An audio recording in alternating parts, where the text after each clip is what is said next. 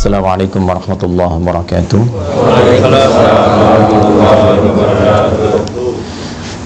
Alhamdulillahilladzi aqsama bis-subhi idza tanaffas. Wassalatu wassalamu ala Rasulillah nabiyyina wa sayyidina Muhammad ibn Abdullah alladzi ub'ida 'anil waswas wa 'ala alihi wa sahbihi wa dhurriyyatihi wa ummatihi ila yaumil mi'ad alladzi nabda'u fihi tanaffus. Wa ba'd. Jamaah sekalian yang dirahmati Allah Subhanahu wa taala. Alhamdulillah, di kesempatan pagi hari ini waktu Indonesia bagian barat di sana dan waktu Jepang di sini 2 jam berbeda, kita lebih cepat. Tapi dalam kecepatan 2 jam itu kita masih diberikan kesempatan oleh Allah untuk beriman. Ini nikmat yang penting untuk kita syukuri, karena di antara sekian orang berkehidupan di hari ini belum tentu keseluruhannya bisa mendapatkan anugerah iman. Di antara sekian orang yang mengatakan dirinya beriman kepada Allah, alhamdulillah kita yang masih diberikan kekuatan untuk membuktikan keberimanan kita kepada Allah dengan menunaikan ibadah salat subuh berjamaah di Masjid Indonesia Tokyo ini. Semoga salat kita diterima oleh Allah Subhanahu wa taala. Doa-doa kita diijabah dan zikir-zikir kita insyaallah juga diperkenankan dengan penerimaan yang baik si Allah Subhanahu wa taala. Alhamdulillah, yang pertama ini syukur dan kebahagiaan tersendiri kami diberikan kesempatan kembali untuk membersamai jamaah di Masjid Indonesia Tokyo ini, di masjid yang sama-sama kita berjuang untuk bisa menghadirkannya. Dari awal peresmian juga saya menghadiri dan mengikuti kegiatan dari sejak bahkan Ramadannya, di luar Ramadannya. Dan kita ingin mengingatkan dengan beberapa kawan-kawan yang mungkin masih menggunakan seragam koko kebanggaan dan kebahagiaannya itu, Mas Uwais, Mas Yusuf dan kawan-kawan lainnya. Saya ingin mengingatkan bahwa masjid ini didirikan dengan dasar satu kolektivitas keislaman yang kuat. Di sini ada semangat untuk berjamaah, semangat untuk membangun kerukunan, dan betul-betul berjuang untuk bisa memperkenalkan Islam dan meningkatkan ibadah kepada Allah Subhanahu wa taala, khususnya di lingkungan Tokyo dan pada umumnya di Jepang. Mudah-mudahan niat dan seluruh apa yang kita harapkan itu sampai hari ini masih dicatat oleh Allah sebagai amal soleh untuk kita semuanya. Teman-teman sekalian, subuh itu memiliki keistimewaan yang unik, baik di dalam Al-Quran juga di dalam keterangan hadis-hadis Nabi Muhammad sallallahu alaihi wasallam. Saking unik dan istimewanya, Nabi bahkan memberikan contoh langsung yang kelak akan diikuti, bahkan diburu oleh para sahabat, baik yang senior dan yang paling menarik juga berkompetisi di dalamnya sahabat yang junior. Sampai saking inginnya mengetahui aktivitas Nabi dalam mempersiapkan subuh ini, ada sebagian nanti sahabat junior yang ingin mengetahui lebih dalam sampai lingkar terdekat Nabi. Ada yang mencoba menginap di kediaman kerabatnya untuk mengetahui bagaimana Nabi bangun dari tidurnya hingga mempersiapkan subuh beliau sallallahu alaihi wasallam. Saya akan batasi pada 3 bagian pokok terkait dengan subuh ini, sehingga dengan batasan ini saya berharap kajian kita efektif. Yang pertama, karena kita hanya akan sampai pada jam 6.30 kurang lebih. Yang kedua, dari efektivitas dan fokus pada kajian kita ini, saya berharap ada perubahan kelak mulai dari hari ini, esok dan selanjutnya, tentang cara kita menyiapkan dan menghadapi serta mengamalkan nilai-nilai subuh dalam kehidupan kita. Jadi subuh itu bukan sekedar sholatnya dinilai penting, bukan juga bacaannya, tapi ada value-nya yang membimbing kita mengawali aktivitas dalam kehidupan. Secara cepat teman-teman sekalian, di dalam Al-Quran satu-satunya nama sholat yang diperkenalkan dengan dua nama itu hanya sholat subuh. Yang lainnya ada yang disebutkan dengan namanya sekali, ada yang diisyaratkan dengan waktunya saja. Tapi subuh dia menjadi spesial karena disebutkan kedua namanya sekaligus, yang memberikan isyarat pedoman berkehidupan bagi setiap muslim, khususnya dalam mengawali aktivitasnya. Jadi saya buka dengan satu gambaran begini dulu. Di Islam itu tidak ada satupun nama dan juga tuntunan dalam ibadah kecuali seluruhnya mengandung makna dan hikmah. Baik ya, dari namanya, kemudian terkait dengan pelaksanaannya, ritualnya, itu bukan ritual hampa yang cuma kita bergerak-gerak, tidak. Di dalamnya ada maknanya, setiap bacaan ada artinya, bukan sekedar terjemahan, tapi juga mengandung pedoman dalam berkehidupan. Dituntun kita dalam menjalani hidup dari makna-makna yang kita dapatkan dalam proses ibadah itu. Karena itulah setiap ibadah dalam Islam itu selalu akan memberikan peran perubahan pada perilaku dan kehidupan kita. Saya ambil contoh begini. Apa parameter keberhasilan orang sholat itu? Ya? Nah, nanti ditinjau dari dua bagian. Secara fikih, keberhasilannya benar dia. Dibuka dengan takbir, ditutup dengan salam. Diiringi dengan keikhlasan. Itu tinjauan fikih. Nah, ketika benar menunaikan secara fikih, kewajiban kita terangkat. Baik ya? Yang kedua, dituliskan pahalanya, ini bekal akhirat. Tapi nanti parameter dampak dunianya apa? Karena kan doa kita selalu Rabbana atina fid dunya hasanah wa fil akhirati hasanah wa qina adzabannar. Nah, salat itu di Al-Qur'an disebut dengan hasanah. Baik ya? Aqimis salata. Perhatikan kalimatnya, tarafain nahar wa zulafan minal lail innal hasanati yudhibnas sayyiat. Itu Quran di surah ke-11 ayat 114. Salat disebut dengan hasanah. Nah, apa dampak salat yang disebut hasanah itu bagi dunia dan akhirat kita? Tadi secara fikih kalau benar salatnya dibuka dengan takbir, ditutup dengan salam, diiringi dengan keikhlasan, kita meyakini sepenuhnya ada pahala dituliskan. Pahala itulah bekal kita pulang untuk ke akhirat. Kalau ini semua dilepas, jaket, baju, handphone yang bagus-bagus ya, masuk alam kubur aja dilepas. Jangankan ke akhirat, masuk alam kubur tidak dibawa. Baik ya? Nah, yang dibawa apanya? Nilainya, keikhlasannya, amal solehnya. Sekarang dampak dunianya apa? Maka dijelaskan kembali di Al-Quran surah ke-29 di ayat ke-45. Utlu ma uhya ilaika minal kitab wa aqimis salah innas salata tanha 'anil fahsya wal munkar. Jadi kalau sholat itu benar dikerjakan, satu dampak dunianya dia bisa merubah perilaku, bertransformasi menjadi pribadi yang lebih baik. Karena itu dulu orang-orang yang hidup di era jahiliyah, ya, ketika kemudian diberikan risalah sholat lewat Nabi Muhammad SAW, itu seketika bisa merubah perilakunya menjadi pribadi terbaik yang hidup di zamannya. Allah. Anda bayangkan, sholat bisa merubah orang dari pribadi pencela menjadi pecinta, dari pemukul menjadi perangkul, ya kan? Dari penipu menjadi pribadi yang sangat dermawan. Itu sholat. Yang kedua, banyak nanti dampak duniawinya, memberikan banyak ketenangan pada diri kita. Ya, itu ditemukan nanti di Quran surah 13 ayat ke-28, ditafsir di Quran surah ke-20 ayat ke-14. Ala bidzikrillahi tatma'innul qulub. Yakinkan pada dirimu bahwa zikir yang benar itu berpengaruh pada ketenangan hati, berdampak pada ketenangan jiwa. Nah, sholat ini puncak zikir tertinggi. Nanti berdoa juga zikir, karena doa disebut dengan zikir di Quran, surah 7 ayat 205. Baca Quran itu zikir, Quran surah 15 ayat 9. Ya kan? Kita ba'da sholat tadi zikir, Quran surah keempat ayat 103. Nah, semua jenis zikir dikumpulkan dalam sholat. Takbir ada di situ, tasbih ada di situ, tahmid ada di situ, Quran ada di situ. Ya, karena fungsi zikir itu melahirkan ketenangan. Karena itu ketika kita menunaikan sholat, dan sholat disebut dengan zikir, wa aqimis sholata li dzikri, tunaikan sholat sebagai zikir kepadaku, maka disitulah ada puncak ketenangan yang bisa kita dapatkan. Jadi kalau Anda sedang gelisah, bekerja, gelisah, ada masalah, mampir masjid.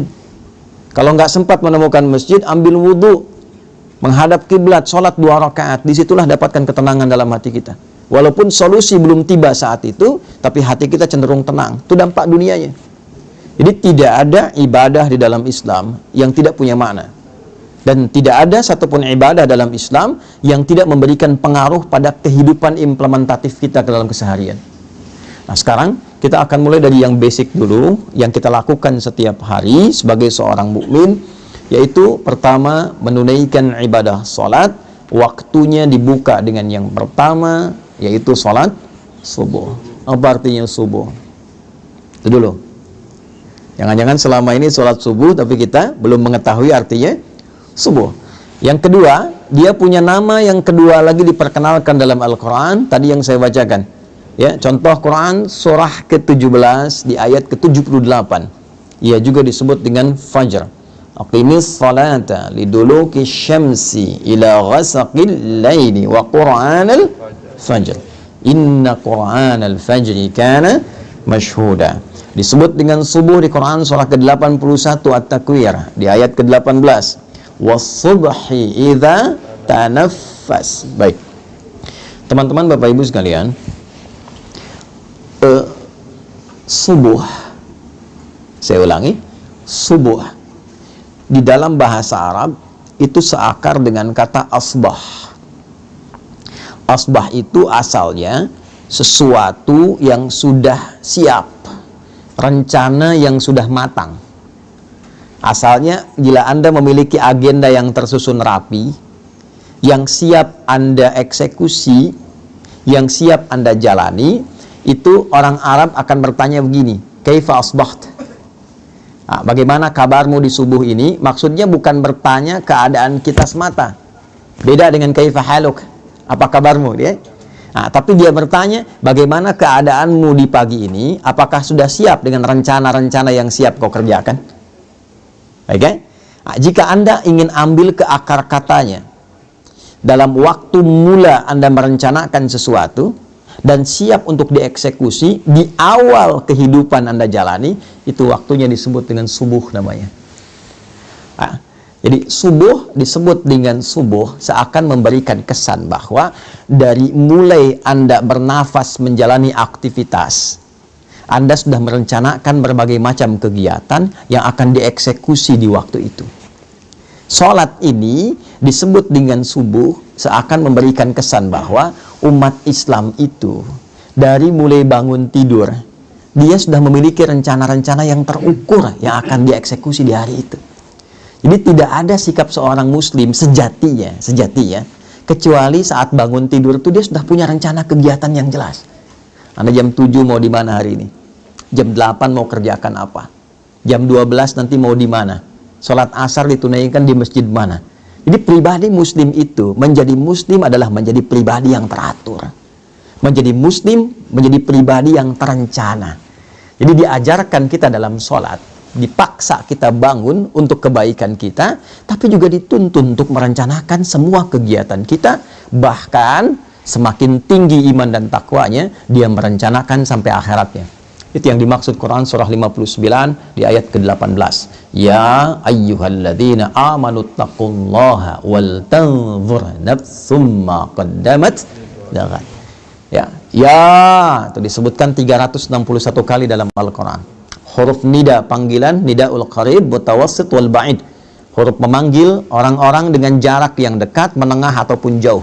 Seakan Allah yang katakan begini, hei semua orang yang telah menyatakan dirinya beriman kepadaku, mau kalian merasa bertempat yang dekat, menengah, ataupun merasa di tempat yang jauh?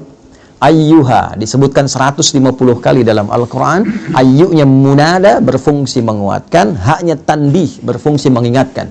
Aku tegaskan, aku ingatkan pada kalian semua.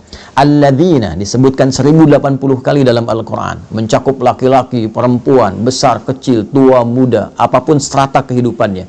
Siapapun kalian, besarnya pangkat, tak punya jabatan, apakah merasa hartanya melimpah atau cukup hidupnya, berilmu atau sedikit ilmunya, tanpa kecuali aku tidak bedakan, kata Allah, sepanjang kalian masih menyatakan dirinya beriman.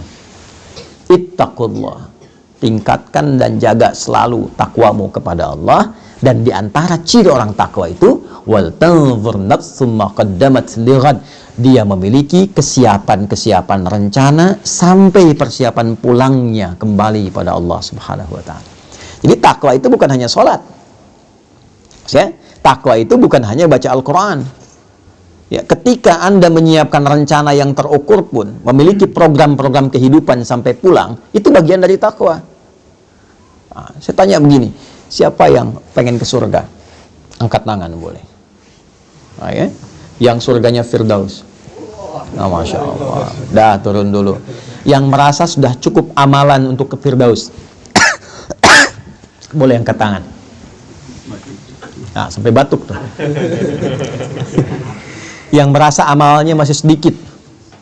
Yang merasa banyak salah, angkat tangan. Tuh, ya. Boleh aneh ya? Nabi Adam itu salahnya satu. Keluar dari surga. Anda salah banyak pengen masuk. Nah, bagaimana memplanning itu? Menyiapkan rencana yang positif sampai kita mendapatkan rahmat Allah. Jadi rumusnya kan turunkan jenis surganya di Al-Quran. Ada 8 jenis, dari Firdaus sampai ke surga yang standar biasa. Tapi mohon maaf, standarnya pun tetap surga. Itu turunkan karakternya bagaimana, amalannya apa saja, tekuni itu dengan profesi kita di bumi sampai kita mendapatkan hasilnya. Itulah subuh. Misal, Anda menginginkan surga Firdaus. Karakteristik penghuni surga Firdaus dan amalannya itu ada misalnya di Al-Quran surah ke-23 ayat 1 sampai dengan 9. Sampai Anda menemukan kalimat ulaika humul warithun alladzina yarithunal firdausa hum fiha khalidun. Ada orang-orang calon penghuni surga Firdaus yang sedang berpetualang di bumi. Nah, siapa mereka itu? Nah, balik ke atas, qad aflahal mu'minun. Ciri pertamanya dia punya iman yang kuat. Ada amana, amanu, yu'minun, mu'minun, beda. Amana, amanu baru standar keimanan. Perlu dilatih amal soleh, terus ditingkatkan.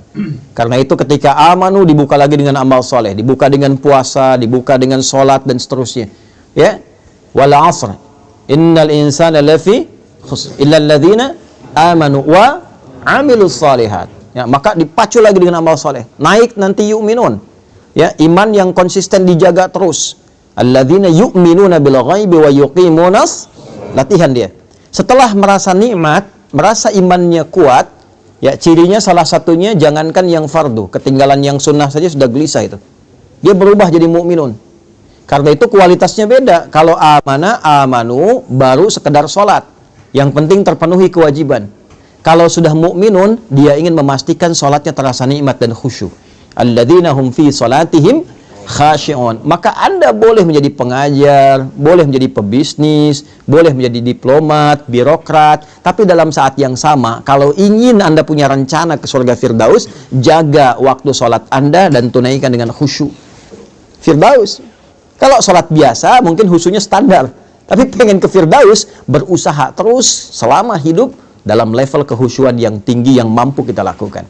Ya, walladzina hum 'anil lagwi mu'ridun, yang enggak penting-penting tepikan. Nah, itu dibuat rencananya secara terukur.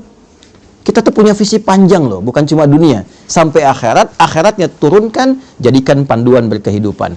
Nah, itulah yang dimaksud Quran surah ke-81 ayat 18. Was-subhi idza tanaffas, dan aku bersumpah, kata Allah.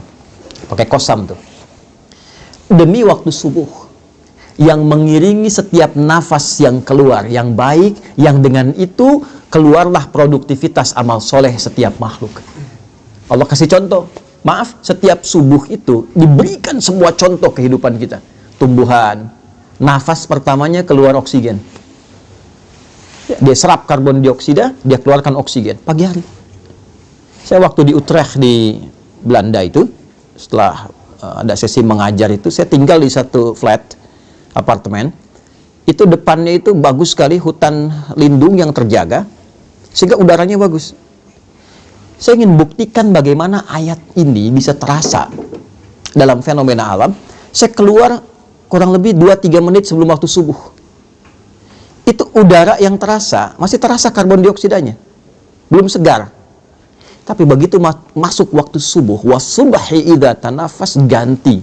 Oksigen mulai muncul, segarnya mulai muncul. Jadi Anda bisa bayangkan, tumbuhan saja dimulai waktu subuh, dia sudah punya rencana yang terbaik untuk memberikan manfaat dalam kehidupan. Ayam subuh sudah berkokok, kan? Binatang, angin, subuh, sepoi sudah bertasbih. Jadi Anda bayangkan, makhluk yang tidak dihisab, dia punya rencana strategis dalam hidupnya dan sudah memberikan manfaat di awal aktivitasnya. Saya, Anda, kita, yang jelas dihisab dari ujung kepala sampai ujung kakinya, yang menginginkan berada di surga Firdaus di awal masa transit sampai tinggalnya di akhirat nanti. Maka ditanya oleh Allah, tanya balik tuh, apa yang kau siapkan? Rencana apa yang kau punya di awal bangunmu, di awal nafas kehidupan yang engkau akan jalani? Jangan-jangan tumbuhan yang tidak dihisab memberikan manfaat, manusia yang dihisab justru belum punya rencana manfaat yang bisa ditebarkan dalam kehidupan.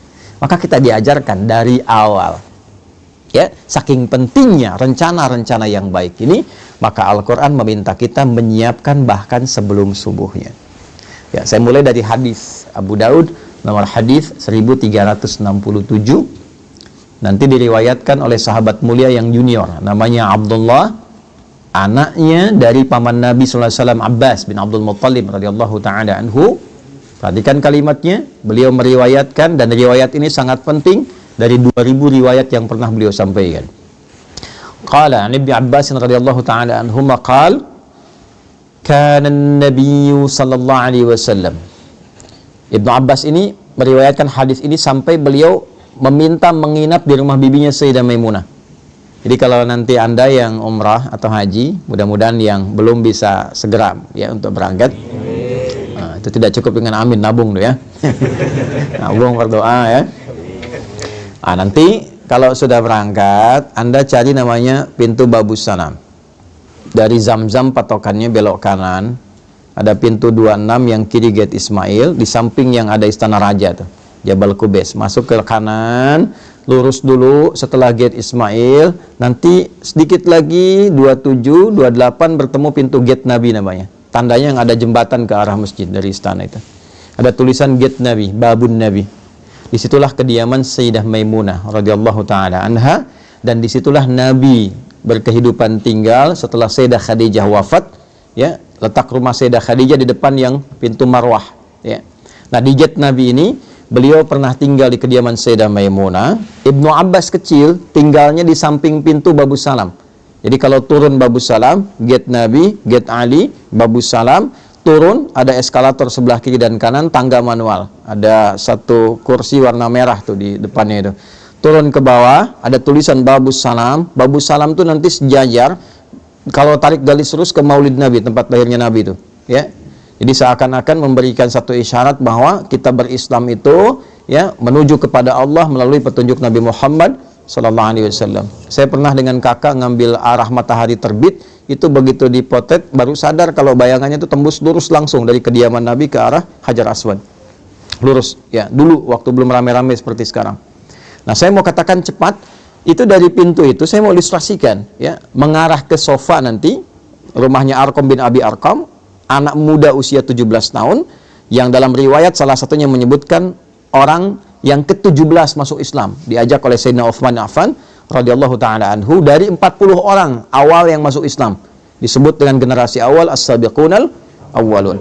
Anak ini, anak bungsu, sudah disiapkan oleh orang tuanya untuk mengabdi kepada Islam dengan mendalami pengetahuan. Jadi anak pertamanya Fudail dikhususkan melayani Nabi, jadi asisten Nabi. Kelak ketika Nabi akan meninggal, Fudail lah yang membawakan air wudhu untuk Nabi. Saat berwudu, kemudian beliau sudah selesai dan wafat kemudian hari, ya, di pangkuan Sayyidah Aisyah radhiyallahu taala anha. Adiknya yang bungsu ini yang disiapkan oleh ayahnya untuk mendalami Islam, khusus terkait dengan Quran dan kepribadian Nabi. Jadi mohon izin saya sedikit dalamkan, ya. Ini pesan bagi kita, kalau sudah berkeluarga, disiapkan. Jangan hanya sekedar menyatu, punya keturunan, disekolahkan, tidak, siapkan. Ini anak pertama mau jadi apa? Anak kedua kemana arahnya? Anak ketiga seperti apa? Sehingga melengkapi visi dan kebahagiaan yang disiapkan di kehidupan keluarga itu. Jelas. Sampai ke akhirat bergandengan tangan, dibawa semua. Menghadap Allah dalam kebaikan. Itu ada konsepnya di Quran. surah ke-13 ayat 23 sampai 24. Kalau Anda bisa menyiapkan begitu, itu disambut oleh malaikat saat masuk ke surga, di semua pintu surga. Ya, nanti di akhir saya tajamkan itu. Nah, Abdullah bin Abbas ini selalu disingkat dengan Ibnu Abbas. Ya, perhatikan ini di ilmu sanad ya. Kalau ada ayah, ibu mendidik anaknya dengan baik sampai dekat dengan Allah, itu kalau di ilmu hadis dibuang nama anaknya, dilekatkan nama orang tua diwakili ayahnya. Misal, namanya Abdullah, bapaknya Abbas. Diisyaratkan dengan ibnu, anak laki-laki, Abbas. Abdullahnya dibuang.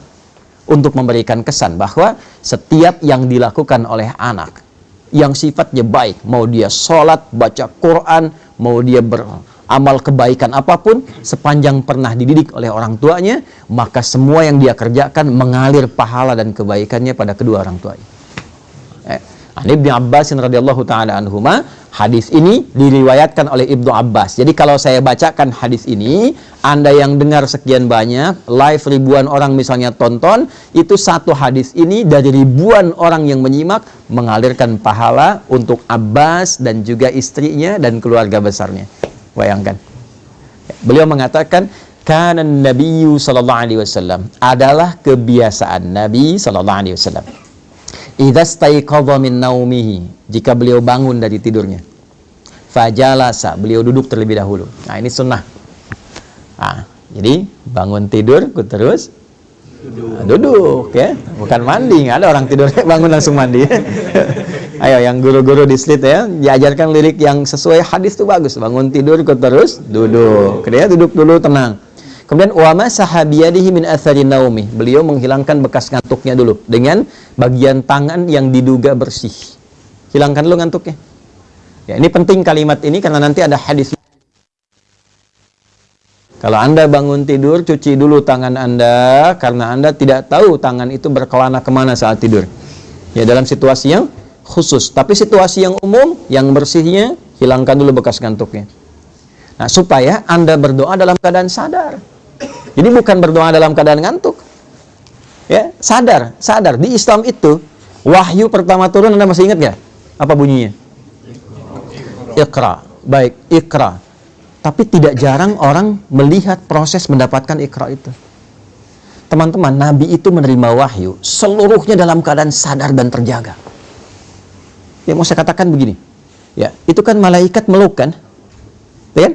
Di Gua Hiro kan sendirian Nabi dipeluk oleh malaikat, menyamar jadi laki-laki, dikatakan Iqra. Saya tanya gini lah, kalau Anda sedang sendirian di luar, tiba-tiba ada yang meluk dari belakang, Iqra. Perasaan Anda gimana? Ngeri ya? Nabi stabil, Nabi tidak pingsan, Nabi kuat menerima itu dan diterima dalam keadaan sadar. Artinya apa? Seluruh apa yang diajarkan oleh Nabi bukan hanya dibimbing dan dikuatkan oleh Allah, tapi dipastikan dengan ikhtiar yang baik, yang sempurna, yang terukur. Tidak ada satu bacaan pun yang diajarkan Nabi dalam keadaan beliau tidak sadar, itu nggak ada. Ya, jadi kita baca doa itu, pastikan dulu, sempurna dulu keadaan diri kita, siapkan dengan baik. Jangan sampai alhamdulilladzi ahyana ba'da ma amatana, amatannya panjang, amatana walaihin nusyur gitu ya. Bangunnya jam 3, sadarnya jam 6 gitu ya. Itu. Nah, siapkan. Setelah itu, nah ini poinnya. Yang kita tahu kan baru doa tadi ya. Sekarang perhatikan hadisnya. Faqara'a khawatimah Ali Imran. Maka beliau membiasakan membaca 11 ayat terakhir surah Ali Imran. Nah, secara cepat saja. Di 11 ayat terakhir surah Ali Imran, dimulai dari 190 sampai 200, itu adalah tuntunan merencanakan kegiatan yang dibuat dalam waktu yang panjang sampai ke akhirat kita. Inna fi khalqis samawati wal ardi wa ikhtilafil laili wan nahari la ayatin liulil albab. Sungguh tancapkan pada hatimu yang paling dalam, jangan sampai ragu. Kalau kita ngaji agak dalam sedikit. Inna harfu nasbin wa taukidin tansibul isma wa tarfa'ul khabara mabniyun 'alal fathi la mahalla lahu minal i'rab. Inna itu berfungsi untuk menguatkan pesan agar disampaikan kepada hati kita. Kuatkan, jangan sampai goyah. Dibuka hikmahnya, makanya alamatnya fathah, ya kan? Kalau dia nanti sifatnya mudzakkar salim, pakai ya untuk dikuatkan, diikat dengan baik, ya, ikat pada hatimu. Sungguh tancapkan pada hatimu yang paling dalam.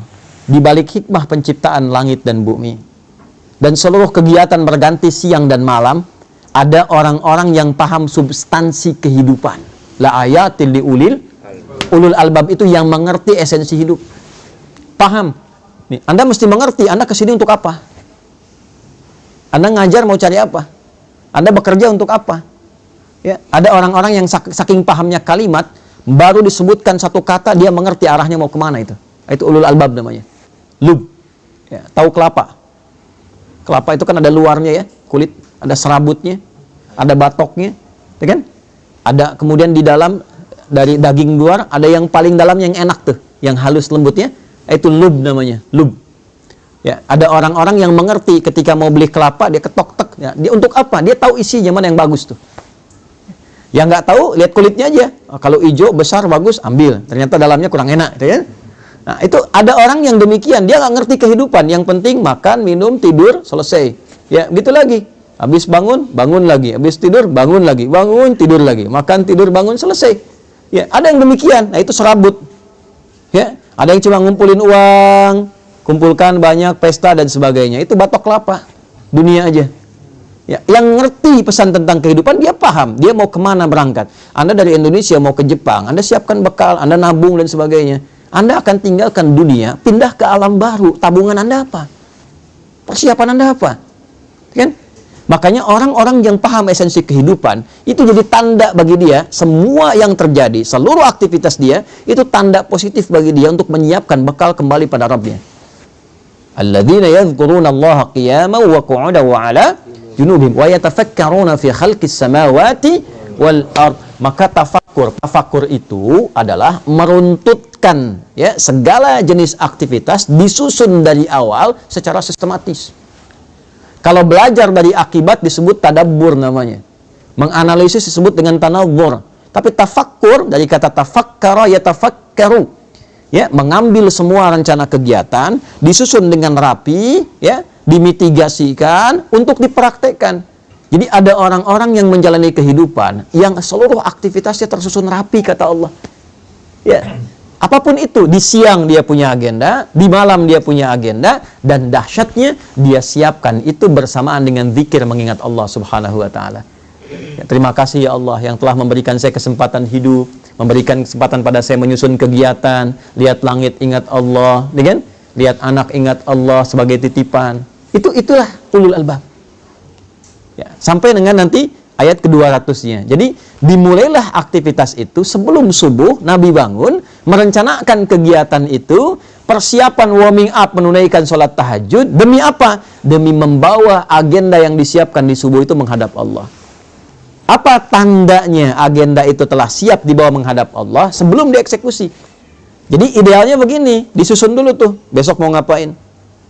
Sudah disusun, baru kita berdoa kan? Alhamdulillahilladzi ahyana ba'dama amatana. Terima kasih ya Allah memberikan kesempatan aku menjalani kehidupan sesuai dengan ajalku. Setelah engkau tahan sementara tadi nyawaku dalam tidurku. Perhatikan, wa ilaihin nusyur. Ini kalimat ini mahal. Dan aku berjanji ya Allah untuk mencari bekal positif sebagai persiapan pulang menghadap kembali kepadamu. Nusyur itu dari kata nasyara, artinya menyebar untuk kembali. Jadi kalau Anda nyebar, balik lagi ke sini pekan depan, itu namanya nasyara, nusyur. Ya, penyebaran spesifiknya disebut intasyara, menyebar, intasyara yantasyir.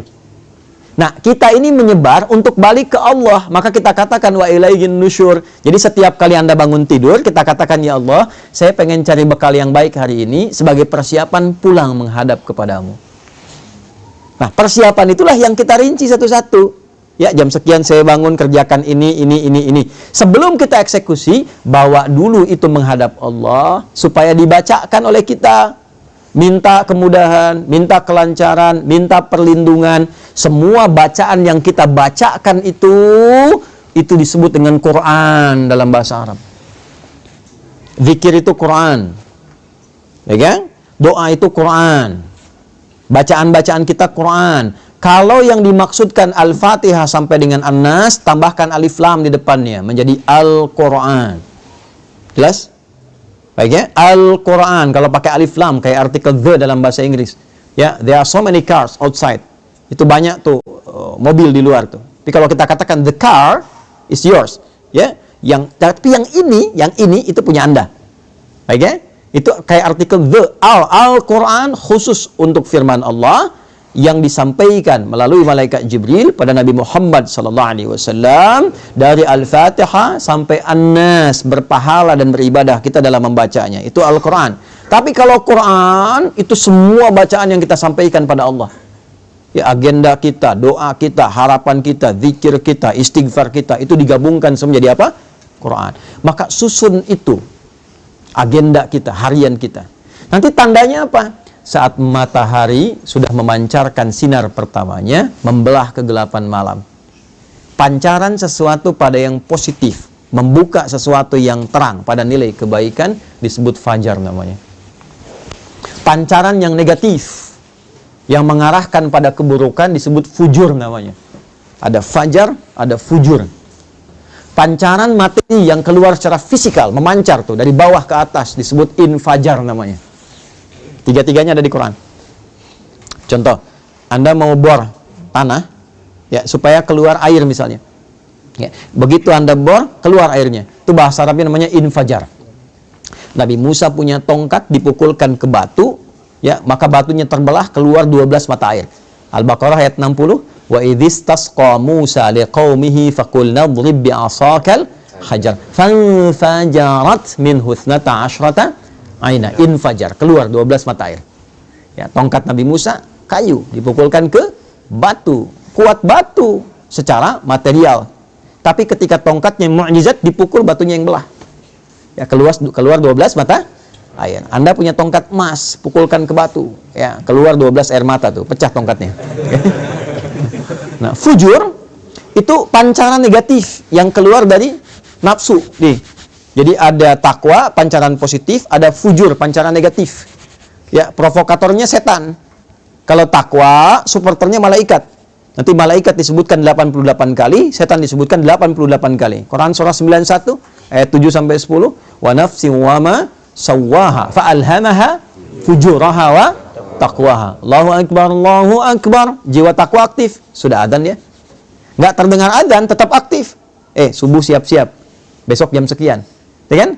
Tapi begitu Anda sudah siap, adzan terdengar, selesai adzan, nah, jiwa fujur muncul lagi. Tenang, baru adzan. Belum qomat. Ya kan? Waktunya masih panjang. Pernah begitu? Itu fujur namanya. Itu kan pancaran dari tubuh kita memancar tuh. Nanti keluar dari sini, itu aktif juga. Begitu keluar, lihat tuh kan? Sepatunya bagus yang itu ya. Aktif itu. Ya, nah itulah perjuangan kita ngontrol itu. Nanti pancaran keburukan disebut fujur, pancaran kebaikan secara material fisik bendanya ada disebut dengan infajar. Tapi kalau memancar sesuatu, membuka celah kebaikan, membuka sebuah terang, ya, memberikan dorongan-dorongan positif untuk memulai satu aktivitas, disebut fajar namanya.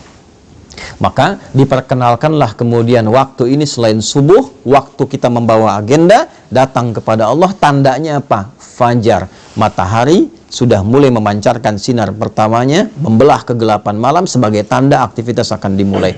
Maka bacaan-bacaan Quran kita dibawa di waktu itu menghadap kepada Allah untuk minta petunjuk, kemudahan, kelancaran, dan keberkahan. Itu yang dimaksud Quran surah 17 ayat 78. Aqimis salata liduluki syamsi ila ghasaqil laili wa qur'anal fajr.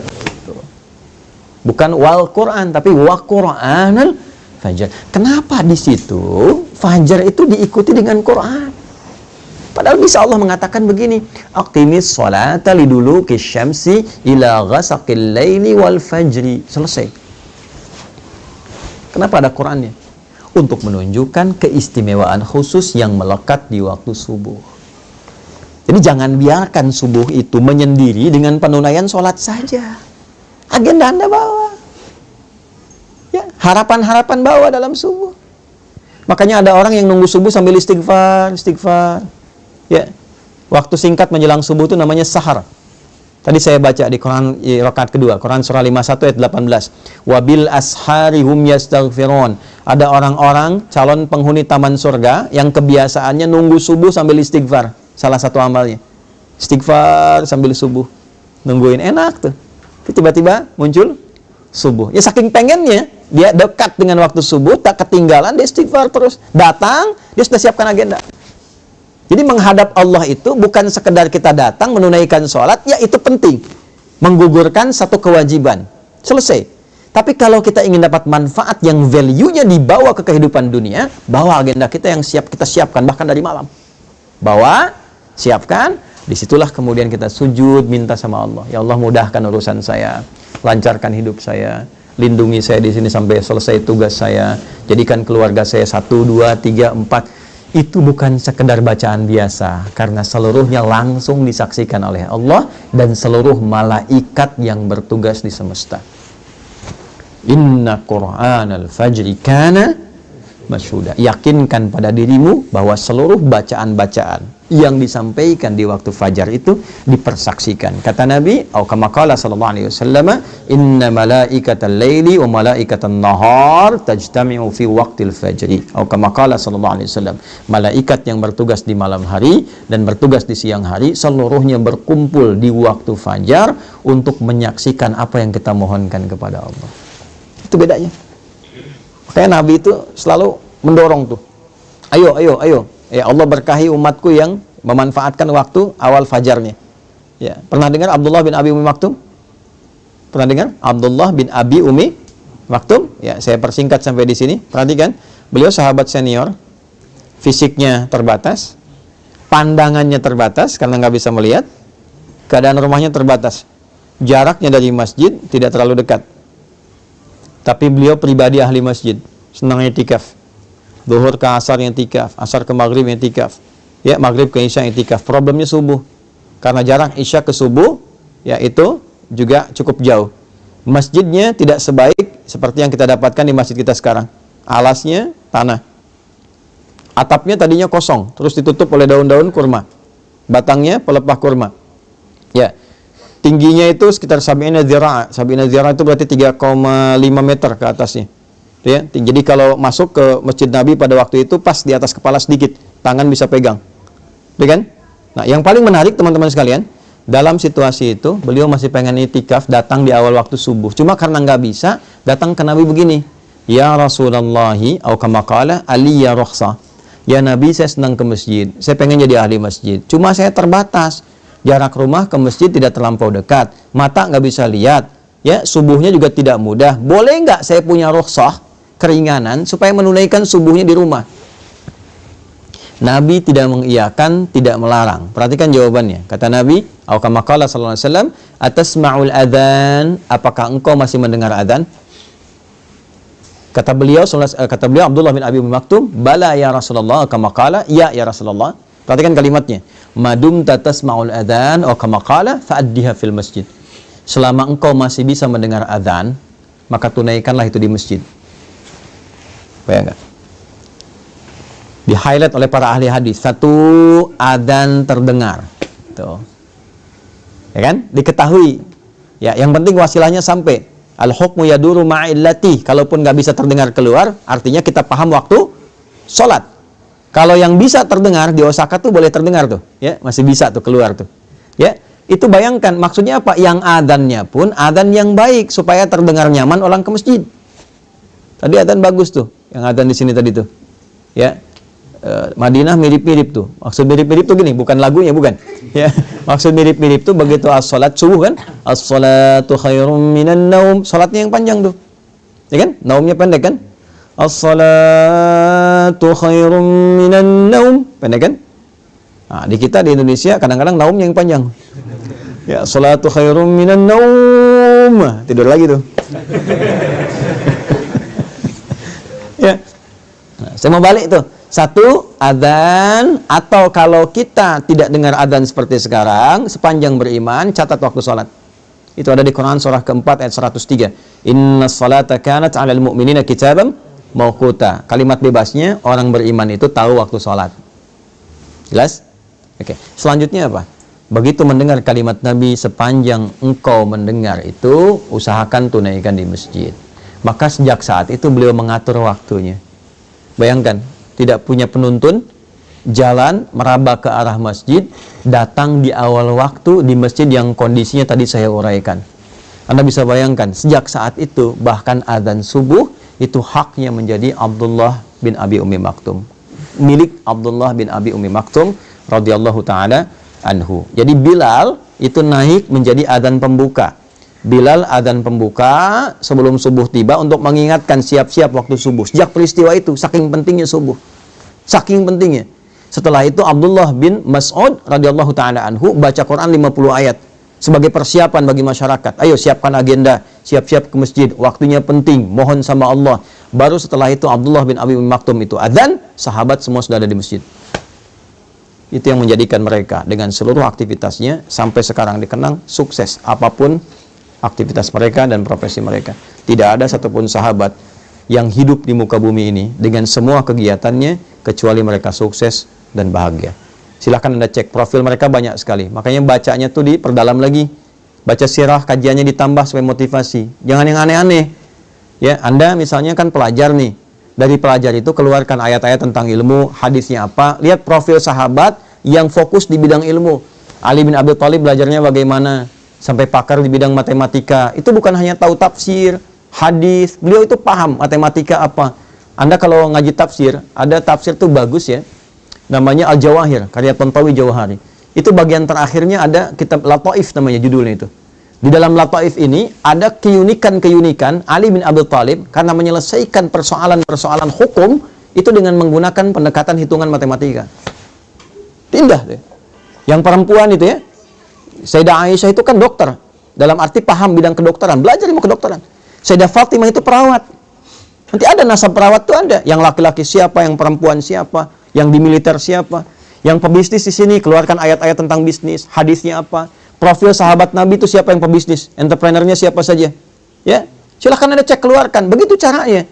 Bagaimana orang sudah wafat, hartanya, aktifannya masih ada sampai sekarang. Utsman itu sudah meninggal, cuma beli satu sumur, dikonversi sekarang jadi hotel, orangnya sudah meninggal, hotelnya dibuat oleh pemerintah Saudi, ya kan? Setelah itu dijadikan kemudian wakafnya Utsman bin Affan radhiyallahu taala anhu, hasilnya disimpan di bank Saudi, disedekahkan untuk kepentingan umat Islam. Orangnya sudah wafat 15 abad yang lalu. Apa ada YouTuber di masa Nabi? Tapi jangan salah, orang-orang media ada, sampai turun ayat banyak. Wa idza ja'ahum amrun minal amni awil khaufi adza'u bi. Ada tipikal orang-orang sakit yang apapun bisa jadi konten baginya katanya. Tak ada di Quran. Ya, jadi apa saja jadi konten, bikin konten, upload lagi. Uploadnya pakai syair.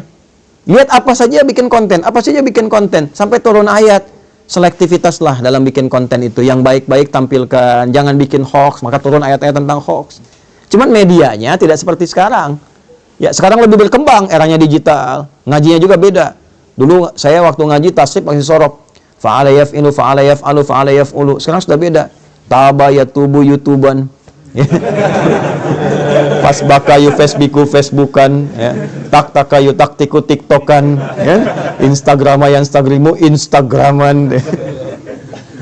Nah, ini yang kita perbaiki sehingga ngajinya itu tulus. Ya, jadi ilmu dipelajari, amal dipraktekan, manfaat kemudian bisa diraih. Itu terukur semua. Dulu ngaji kita begitu, Fathul Qarib, Fathul Mu'in, macam-macam. Dulu ulama-ulama itu mendampingi Umar. Anda kalau ke Jogja di Kesultanan Jogja itu masih ada tuh. Ya, kumpulan-kumpulan hazanah awal tuh keislaman di situ. Ada ngajinya tuh. Ini pembahasan Fathul Qarib yang ngajar siapa, Fathul Mu'in yang ngajar siapa, muftinya siapa, ya dalamnya siapa, sampai begitunya. Dan dipraktekkan dalam kehidupan. Makanya desain kotanya pun terukur. Silakan Anda cek kalau nggak percaya. Di mana ada masjid, depannya ada alun-alun, sampingnya ada pasar dan sebagainya. Itu bukan sesuatu yang biasa, terukur. Oleh karena itu saya kembalikan dan saya tutup, teman-teman, saya ingin mengajak. Jadi jangan sampai kita menunaikan ibadah hanya sebatas memenuhi kebutuhan ritual semata. Walaupun itu sah secara hukum. Tapi kalau ingin merasakan nikmatnya berislam, bawa nilainya, praktekkan dalam berkehidupan. Anda kalau nggak tahu nikmatnya, mohon maaf ya, belum tahu nikmatnya, la yasraqu min qaum. Hai orang-orang beriman, jangan saling mencela. Praktekkan ayat itu, tidak saling mencela. Baru terasa berislam itu bagaimana.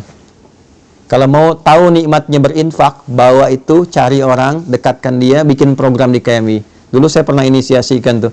Ya, tidak semua orang di Jepang itu kan, mohon maaf, ya punya kemapanan. Ya, kemapanan dalam materi, termasuk orang kita ataupun orang Jepang tetangga kita dan sebagainya. Kenapa nggak kita praktekkan? untuk mendapatkan indahnya berislam. Masak bagi dengan tetangga, ya, ada lansia-lansia butuh perhatian, tengokin bareng-bareng, ya kan? Jagain, bahagiakan dia, kirimkan bunga, sampaikan. Ketika ditanya Anda begitu baik, katakan Islam yang mengajarkan saya untuk bersikap seperti